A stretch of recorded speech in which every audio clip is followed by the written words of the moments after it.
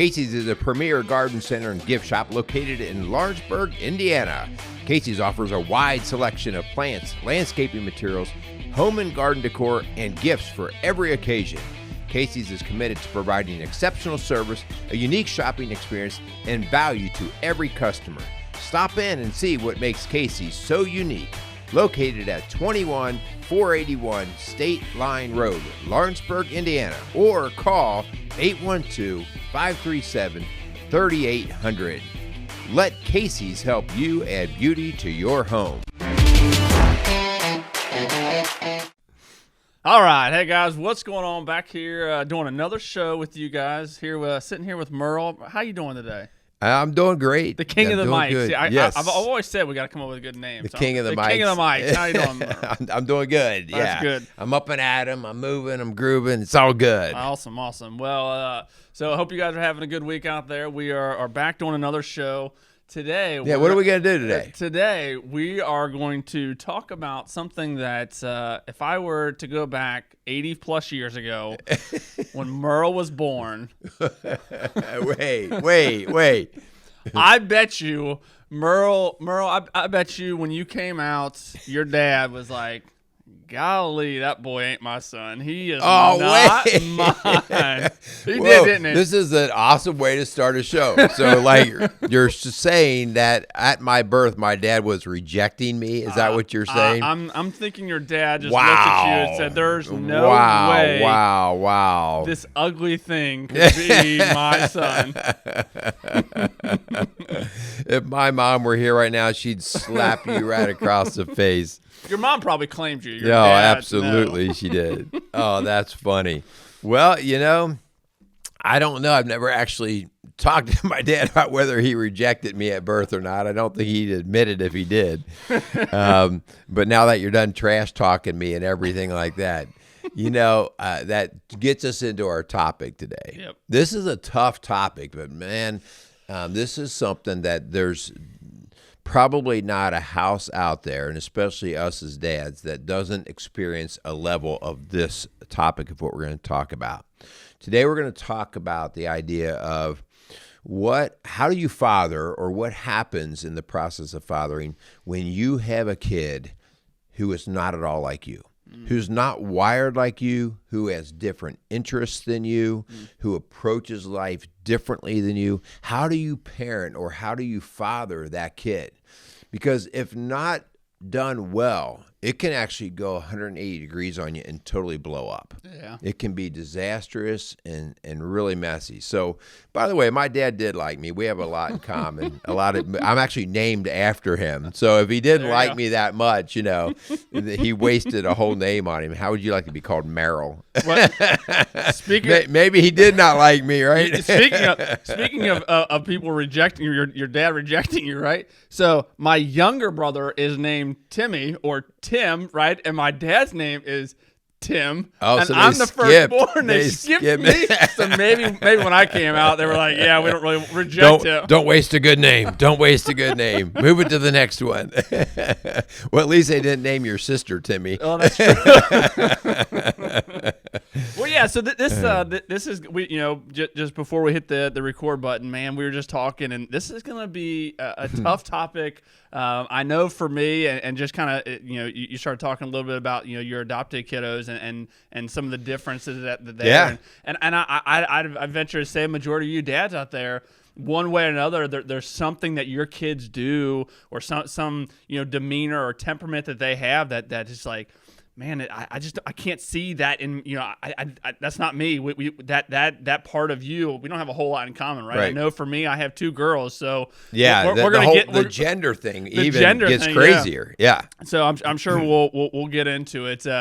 But before we do that, we probably should thank our sponsors. Oh, we better do that. Yeah. I think the last couple of times we've forgotten. So we're catching up. All right. So first, we want to thank Crimer's Beer House for coming alongside of Strong Dads. We want to thank Mark and his crew down there, located on Route 128 outside of Cleves. So go down there and get yourself a nice meal and a great setting down at the Crimer's Beer House. Awesome. Sounds good. We'd also love to thank Casey's Outdoor Solutions for coming alongside alongside of us. Really do appreciate them. Check them out. I know the fall season is here, and the weather's getting ready to change here, hopefully later than sooner. Definitely later.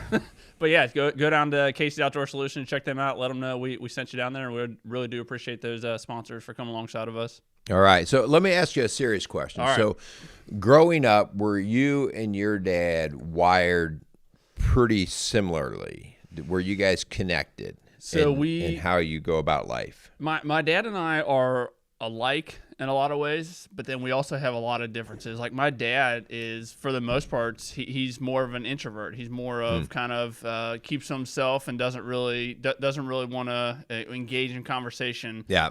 Where for me, I love talking to people. But then on the flip side of that, man, I know for sure my competitiveness and I want to win and everything. I know that came from my dad. I remember watching Kentucky basketball and my dad screaming at the TV and like just letting the refs have it, right? And I find myself doing the exact same thing now. That's why you got that disgusting mug on our table there. I don't know if you can see that. Yeah. Oh, see, your dad contaminated you. Yes, and well, there's another thing. So, right, but yes, just competitiveness and sports and athletics. I definitely got that from my dad. Absolutely.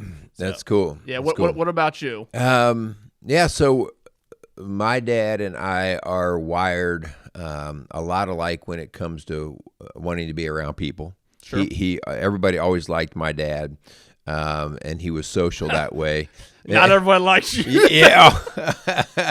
Well, let me just say this. I like being around people. Okay, how about that? So whether they like me or not, that's on them. But wow, you are just loaded today. I'm feeling really blessed here. Right, this is great. I can't wait to do another show with Kyle. Lift me up, baby. But no, like my dad was very hands-on physical. Yeah. So he was always working with his hands, always doing that kind of thing. Me and my brothers all kind of picked that up. We like to build things, do stuff like that.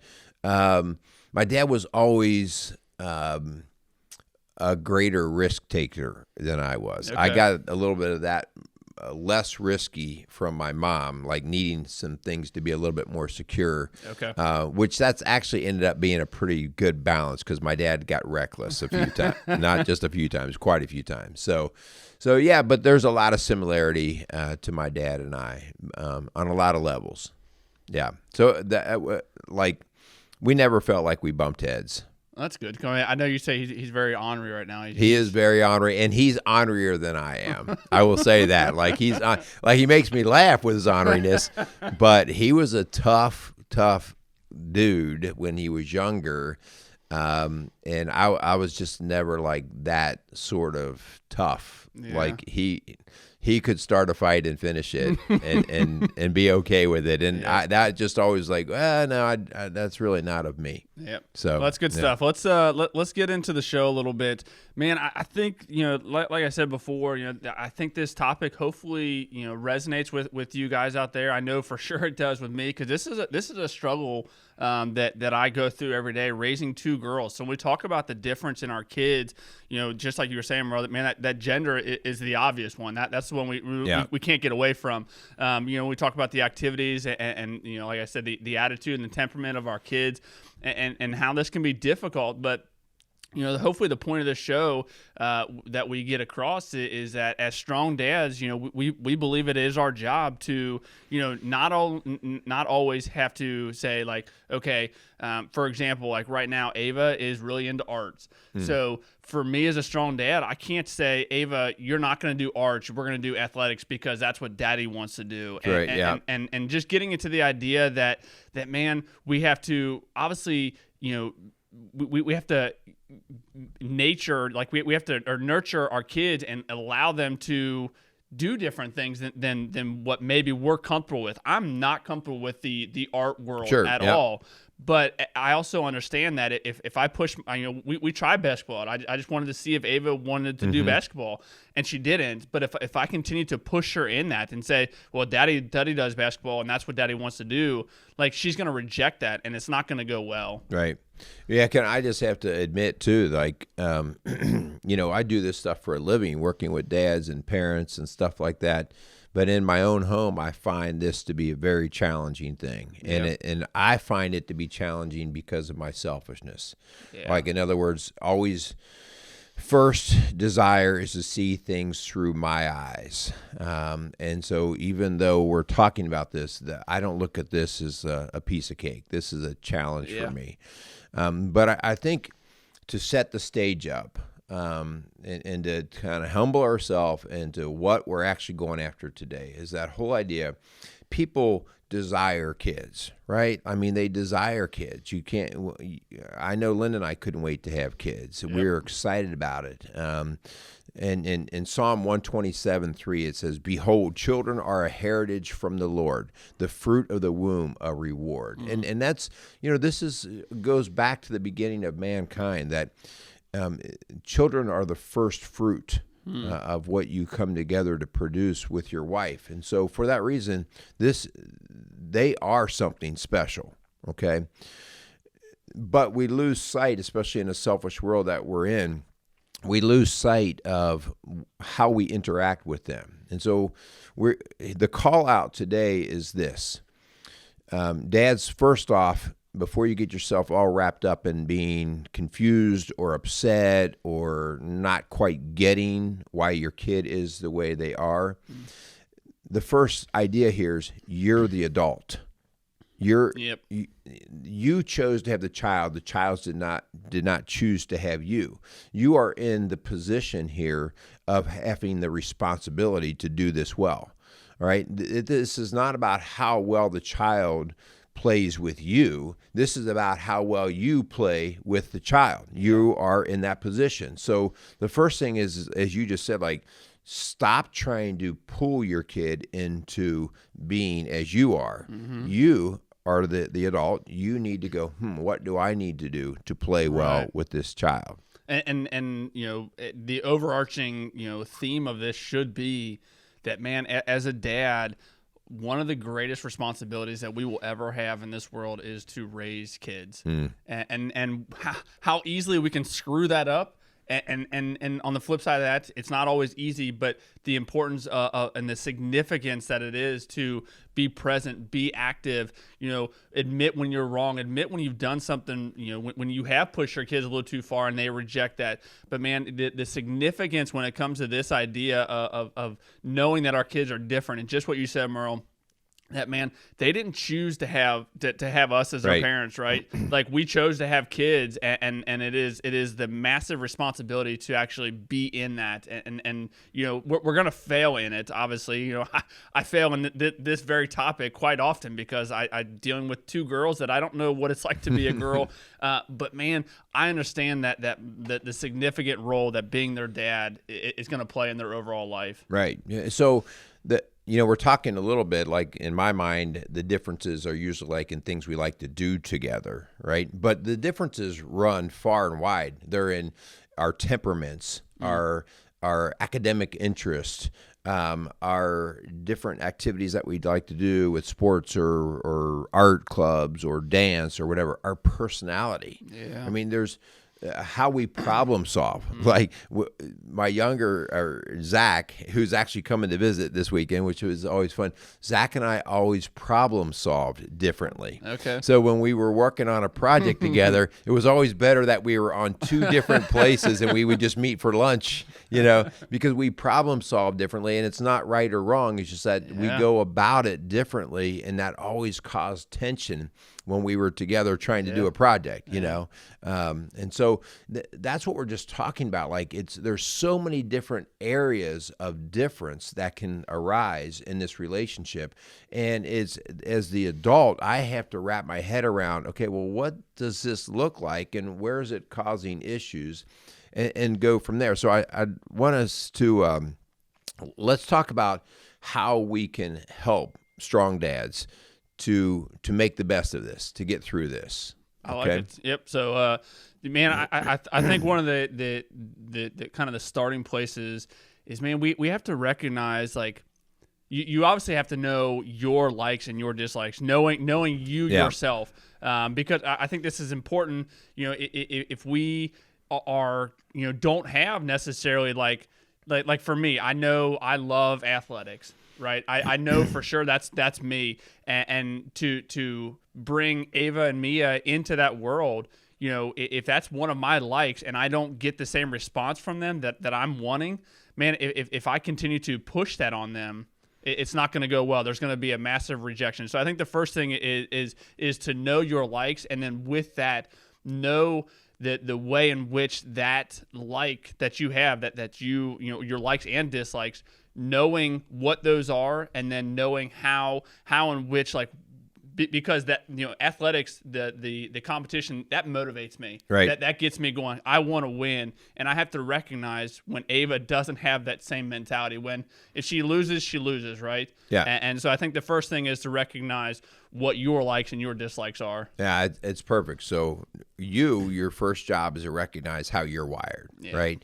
What motivates you, what gets you rolling, how you function. I think it's important. But then the second part, then, especially, you know, you can start to see this at a pretty early age. You know, in the age of 1.5 and 2, you'll start to even see temperament type things come up out of your kid, even sometimes younger than that, where the idea of whether they tend to get frustrated easily. Even as infants, they get frustrated easily. Maybe they cry a lot, or maybe they're always smiling and always happy. You know, we get these kiddos that you're like, man, it just is a happy kid. You know, you can start to see their temperaments early on. But you, as the dad, you need to spend a little bit of time figuring out, like, just like yourself, what motivates you, what you're interested in. Just look and see what motivates your kid. All right. Yep. What makes them smile? What makes them get upset? So those are the two very important things, because when you do that, you can then start to see where we are similar and where we are different, versus being surprised. Like, I don't know why they're that way. You know, in our house, we always say, oh, they must be your side of the family, right? Whenever something is conflicting, you're like, oh, they got that from your side of the family. I do that every time one of the girls are like in one of their moods or something. I'm like, Jenny, your daughter, she's acting this way. She's not mine today. No, my daughter would never do that. My daughter would. Well, this next point, man, I've heard you talk about this before. So to, you know, get into the idea of celebrating the similarities. Yeah, I go back to this time and time again. Whether we're raising our kids or whether we're having social crises and issues in this country, as we often are, I just feel like we screw up the whole idea about how human nature is when we talk about we must celebrate diversity. Diversity is not where we start. It is where we want to go, all right? Sure. But it is not where we start. Yep.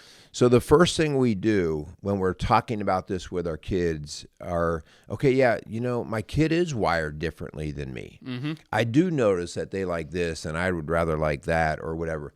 So the first thing I do is I really start to look and see, how can we celebrate similarity, not celebrate diversity? Just take it off the table right now. You're saying early on, right? Early on, I need to start to see, where are we similar? Yeah. Like, what are some of the activities that we do have in common and like to do? Types of foods and entertainment and sports, education, faith. Like, are there conversations that the two of you can have, even though maybe your daughter likes art and you like sports, but both of you really enjoy talking about Jesus? Okay, hey, there we go. Yeah. We got something in common, okay? Right. So we're looking for commonality, because commonality is where we build from. Commonality is where we have the opportunity to build a relationship. And if we strictly look at diversity or difference, it will be confusing and conflicting. All right. And so we're not ready to celebrate diversity at this point. We have to build relationship first. Yep. Well, I think that's a great point, because if you try and do that and celebrating that diversity, man, you're already starting off you're starting off behind the 8 ball. Yeah. I mean, Yeah. you're maybe not necessarily doomed for failure, but it's going to be very difficult to find those common grounds when you're at, early on, just celebrating those differences. So I think that's definitely a really good point there, man. I think when we talk about this idea, man, I think the way in which we approach this idea of celebrating similarities, because if you celebrate those common things that you have, which is absolutely 100% something we should be doing, even if it's something so small, man, enjoy those times. Like I have tried the sports world with Ava, and it just didn't really work out. And what I end up doing is like, hey, let's just try golf. Yeah. Something a little bit less, competition wise. And man, Ava and I have loved it. It has been so good for our relationship. We have found a common thing. She has gravitated to it. It has been something, because it was hard early on, when we're trying to expose Ava to a lot of different things. And naturally I wanted to expose her to things that I enjoy, which is probably a fault of mine, because those are things I'm like, I'm not sure what you want to do. So let's just try, sports out, basketball, soccer, all the things that I did. And she just didn't take to it. Right. So I kind of had to take a step back and realize that my approach that I'm having with her was not working. And so try to take a step back, something a little bit less competitive, because I know that she just doesn't have a competitive spirit to her, right now. So we tried golf, and it is, like I said, man, it has been so good. Where on the flip side of that, and I think that's something that needs to be noted, that like we've talked about this many times, that our kids are going to have different interests. Right. And we need to approach our kids differently.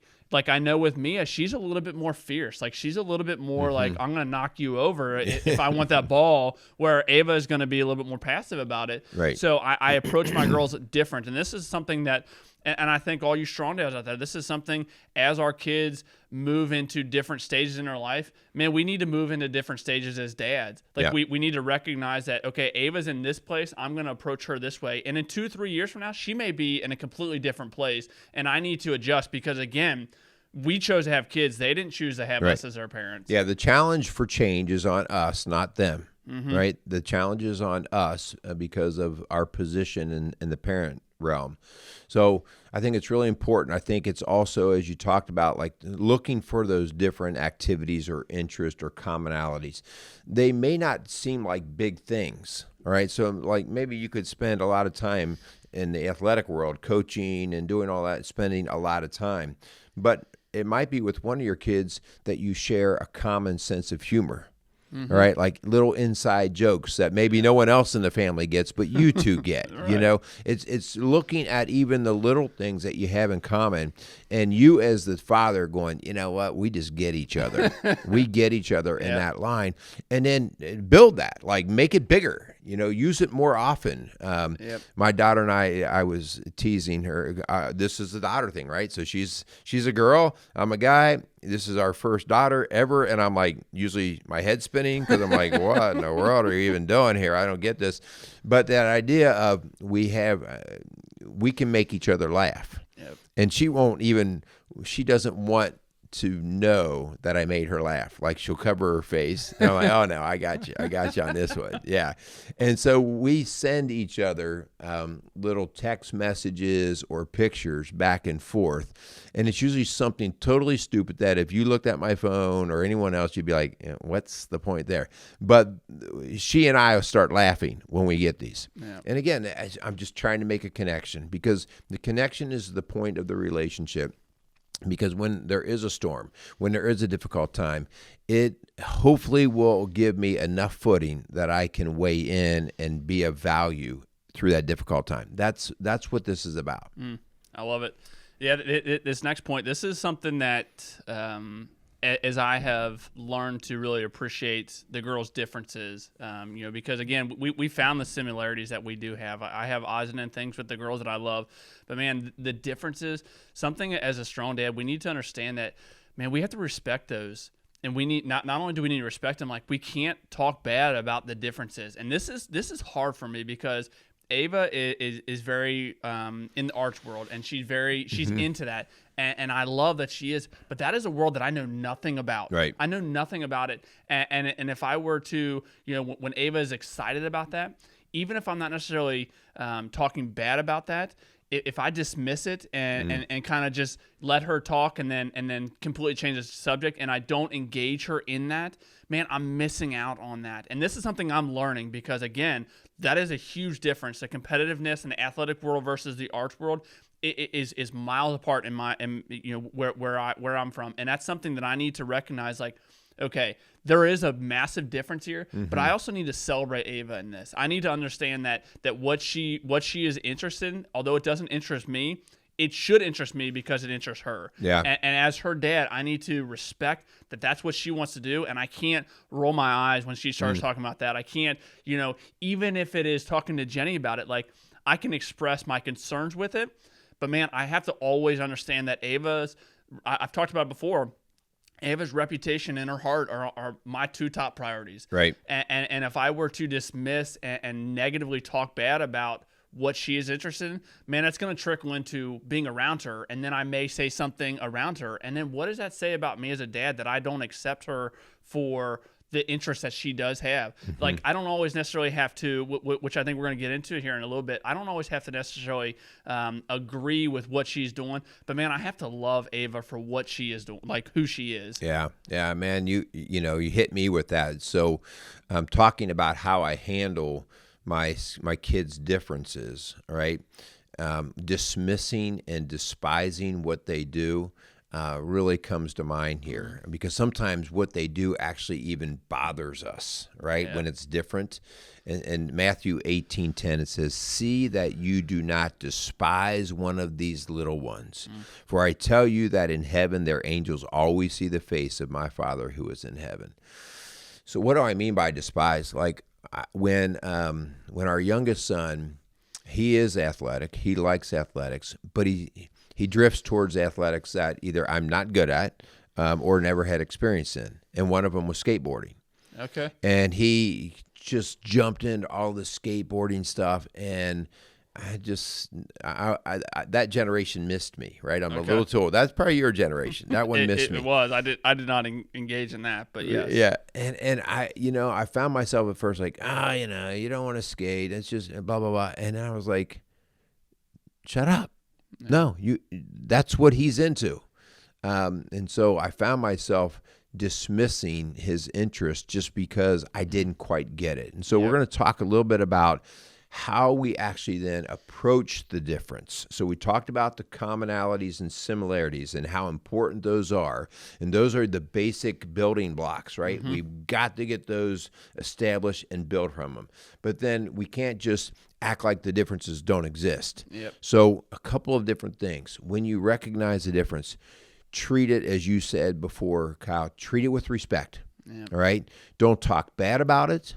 Especially to them, but especially when they can be in earshot of you, right? Because they'll get your true gut feeling on it. Yep. Like when you're talking to a friend of yours or whatever, and you say something, yeah, my son's doing that ridiculous skateboarding thing or something like that. They hear that, man, and now they know that now you're a hypocrite, okay? And so trying to always respect the difference that they show. Yep, and then with that respect, man, we've talked about celebrating the similarities, but we have to celebrate those differences. And part of, in my view of this, is part of that celebrating the differences is, man, we have to be engaged in whatever their interests are. So with the arts that Ava, is really interested, I have to show an interest in it, and I need to learn about that world, right? As foreign as that may seem to me, I need to jump in with both feet, right? I mean, that's what my daughter wants to do. And if we're to celebrate those differences and we're supposed to engage those as strong dads, man, I think it's my duty as her dad to want to know about that, to get my hands dirty with the clay, right? If that's what she's doing, like, I'm in that with her, and for her to see me hopefully engage in that will really empower her and give her a sense that, yeah, daddy's got my back. Yeah. Because I think that's so important. Our kids, I think they are always striving for our approval. I know for me, I remember in the middle of a basketball game, I'd be running up the court looking at my dad like, did he see me? Did he see me make that pass? Yeah. So I think our kids are always naturally wanting our approval. And if we don't, on top of maybe not celebrating those differences, but if we don't engage in whatever their interests are, I think we're really missing the mark when it comes to that. Yeah. And this is going to be hard for me. Like, because it's such a foreign world to me, this is going to be really difficult for me. And I don't think it's necessarily bad to tell your kids that. I'm going to have a conversation with Ava and be like, Ava, what you're doing, I love that you are interested in this. Daddy is not. So you're going to need to show me a little bit of grace here, because when you're involved in this and you want to talk about it, early on, I may not have a whole lot to engage in that. I want to engage. I want to be a part of that conversation. But early on, it's going to be hard for me because I know nothing about this world. Yeah. So I like to point out how much better at that they are than I am. Yeah.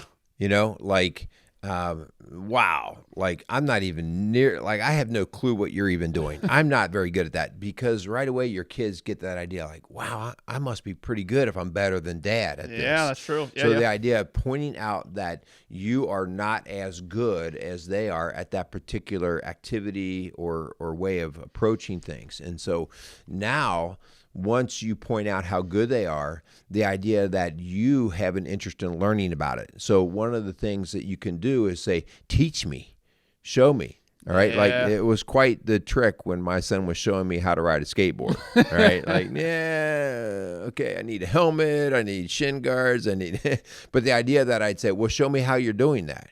Yeah. Man, right away his eyes just light up, like, because when you ask to be taught, that makes them feel like the master. Yeah. Like, yeah, man, I know how to do this. All right. So ask them to teach you. Get into their world and talk to people that they learn from, right? Whether it's their coach, the idea that you talk to their coach and say, hey, what do I need to learn about this? How can I help my kid? So showing an interest in doing those kind of things and learning about it and letting your kid actually kind of guide you in that and how they approach it is a huge feeder back to them, meaning that they're valuable. Yep. And with that, just a quick point on that, I can see myself doing this. If you engage your kids in that way and say, hey, show me how to make this drawing that you're doing right now for Ava, using Ava as an example, like if I were to tell her to show me, and then when I fail at it because I'm not good at that world, if I were to be like, oh, whatever, that's what you're doing.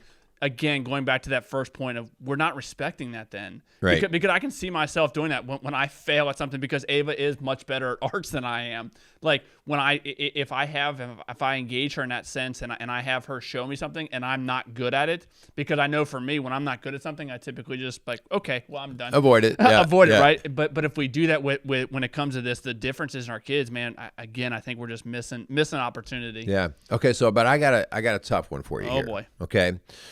So what do we do in a situation where our kid has an interest or does something that, one, we don't agree with or we're not good at or we don't have any interest in, but two, it goes against God's word?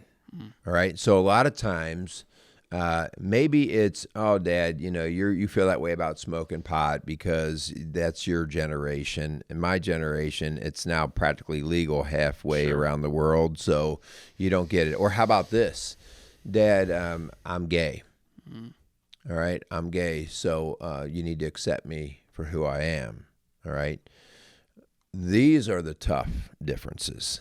These are the tough differences. And so I do think it's just to be fair to this conversation, we need to at least approach this and to do this in a way where, okay, we have a system for how we're going to process this stuff, right? What I'd like to say is, you're listening to Strong Dads. We are a faith-based ministry. And what that means is we do the best we can to ground our thinking in God's word, right? So when your kid, or anyone for that matter, does something that goes against God's word, his nature, right? That's not the time for you to say, oh, okay, we're going to celebrate this. We're going to celebrate it. I need to separate my kid from the activity or interest that they have. Now, your kid will have a hard time doing that, All right, that's called that whole identity thing. Sure. Right, like, well, if I'm gay, then that means that's who I am through and through. No, actually, you're a lot more than just being gay. You're a child of God. Okay, you have all these other things going for you. You are not just gay. All right, and so the idea that first I have to separate the difference from the child, and then the difference is what I have to actually measure against God's word. When something goes against God's word, and so I'll just stick here with the homosexuality thing, all right? And because we deal with this in our office, and it's a tough one, right? Like, this is something that they've been battling in the home, and now it's the risk of separation in the home because maybe the child who feels like they've never been accepted because they expressed that they were gay, and a parent or both parents rejected them. How do I handle that? All right. It is important that we lay out, and again, it doesn't mean they're going to understand it. So just wrap your head around that. They may not understand it because they may have trapped themselves in the identity of their activity. Yep. All right. But we are going to express that I have you as identifying as my child, not by an activity. All right. So expressing, I love you. Yeah. You are my child. I care about you. But because I care about you, I will not endorse anything that goes against God's word. Yep. All right. That does not mean I reject them. I reject the activity. And again, it may mean that your child rejects you because they may not be able to separate you from that. Okay. But that idea that I would not just succumb to the idea of, okay, well, if the only way I can have a relationship with you is to endorse and support your gay lifestyle, all right, or your drug habits, all right, or for that matter, any way that you how you spend money, how you spend time, any of these things that violate what God would have us do is something that I have to separate in my kids' mind. I have to help explain that. Yeah, this is a tough topic to tackle. This idea, man. I'm sure most of you strong dads out there, similar to myself, have thought about this very idea of the homosexuality and what do I do if my kids do come to me and say that this is the lifestyle that they are in. And I think, honestly, it's got to go back to one of the very first points that we made, that as a dad, you raising kids and being involved and being engaged is going to be one of the most significant roles you will ever have in your life. And if we dismiss or if we completely outcast our kids because of the lifestyle that they have chose, again, we don't have to approve of it because, again, going back to God's word and using that as our foundation. But man, if we completely disown that, we will never be able to nurture and help our kids grow, and we will massively, massively miss. And I'll be the first to tell you, God forbid this happens in my life, that one of my girls approach me and say those words. Like, it's going to take a long time for I know for myself, and I'm sure for Jenny to realize that this is what they have chosen. But man, if I outcast them and push them aside because of the actions that they are doing, man, I don't think that is ever in God's nature. We talk about God's nature. God's nature is not of homosexuality. He doesn't approve of it. But God is all about love. Right. And if we miss those opportunities to love our kids in their messiness, man, what does that say about us as dads? Like, yes, my kid has chosen a lifestyle that I disapprove of and I don't think God approves of. But if I completely reject them and essentially disown them, I also don't think that is what God wants for us. So the key here is maintaining the relationship. Yep. I mean, I have no ability to impact positively, at least my child, their life, their practices, if I've lost the relationship. And so we do talk about putting conditions on relationships. We all have conditions on relationships. And so I want to keep the relationship. Again, like I said before, my child, adult child, maybe at that point, may not be able to separate it. Right. And that's part of their journey. That's part of their walk. They might be able to say, you accept me for everything and approve of everything, which is really very immature because obviously we would never do that to anyone. Like, you accept every single thing about me. Otherwise, I can't even be in relationship with you, okay? But teaching them, hey, at some point in time, sometimes you have to learn to put the differences aside, and you have to acknowledge certain topics that maybe can't be discussed, but there's something deeper than just that topic, that activity, that interest that you have in common. Yep. Man, that's we finished really heavy there, Merle. We lighten it up, lighten it up.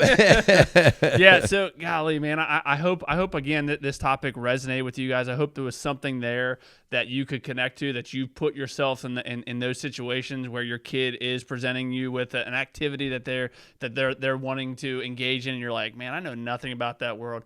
But man, I hope after this conversation that we've had, I hope that you realize, and hopefully it's enlightening, because I know it is for me, like just the idea that we need to be intentional, that again, the most significant role that you're going to play in your kid's life is to be their parent, to be their dad, and be intentional, engage in that, celebrate the similarities that you do have, but also celebrate those differences, and like jump in with both feet, engage in that, see what that world is all about. So I think this upcoming week, let's really start to evaluate the differences that we do have with our kids, look at those and engage in them, find the similarities that you do have with our kids, and also find the differences, because I'm sure there's going to be quite a few. I know there is for me. Yeah. So the idea of being intentional, right, in this whole practice, the idea of recognizing that our kids are a gift, and they're like a seed, right, and they're going to grow and they're going to produce fruit. What kind of fruit are they going to produce? Yeah. And so you are the nurturer of that fruit production, and so do it well. That's your responsibility. So again, we do want to just, hopefully we challenge you guys, but hopefully this conversation is something that if it is alive in your mind, that is something that you explore deeper, and that you as the adult, the man, the strong dad, that you actually dig in and figure out how you're going to do it well. So could be a good dinner conversation, dinner table conversation. Talk about it, man. Absolutely. I like it. Yeah. So we want to thank you guys for listening. Hey, if you like Strong Dads, you like what we're about here in terms of just promoting good, strong, healthy Christian dads, please give us a 5-star rating. Please share our show. We need you guys in the end of spreading messages. And so help us to get this job done. Also, we want to thank our sponsors again. We want to thank Crimer's Beer House and Casey's Outdoor Solutions for coming alongside of us and continuing to help and promote what we do as strong dads. Well, Merle, after this whole show, I hope your dad didn't reject you. Yeah. I hope you popped out in this world, and I hope he just gave you the biggest hug and just, you're my boy. You're my boy. Yeah. I think he always did something like, it'll be okay, son. It'll be okay. I think he was just trying to reaffirm himself that he was going to get through it all. Anyways, really appreciate you guys. Go out there and be some strong dads. Wow, you just beat me up in this show. Wow. Like, I'm worthless now. My daddy doesn't even like me.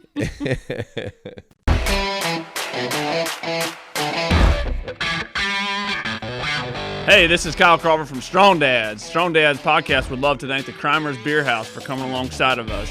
The Crimer's Beer House was started in 1982 by the Crimer family, and since that time, they have definitely become a Cincinnati favorite. So if you're looking for an incredible meal in an incredible setting, definitely go down to Route 128 and check out the Crimer's Beer House.